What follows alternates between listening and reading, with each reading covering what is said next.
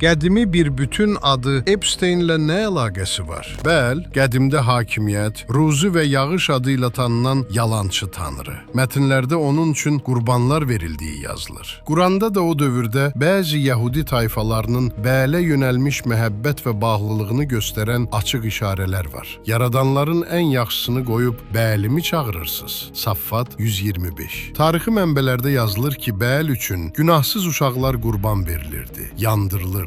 Hakimiyyət və razılıq naminə. İndi diqqət edin. Bu sadəcə tarix deyil. Dünyanı silkələyən qalmaqallar Jeffrey Epstein işi ətrafında gizli maliyyə şəbəkələri, uşaq qurbanları və Bəl adına bağlı olduğu deyilən bank hesabı barədə subutlar üzə çıxır. İndi siz deyin, bu adlar niyə seçilir? Simvolizmmi, yoxsa sadəcə pərdə və ya hakimiyyət ehtirası olan şəxslərin hər hansı vəzifəyə yüksəlməzdən əvvəl o adadan keçməsi təsadüfdürmü? Bu mövzular hər yerdə danışılmır. Danışılan yer Bulaq TV-dir. İzləməyi unutmayın.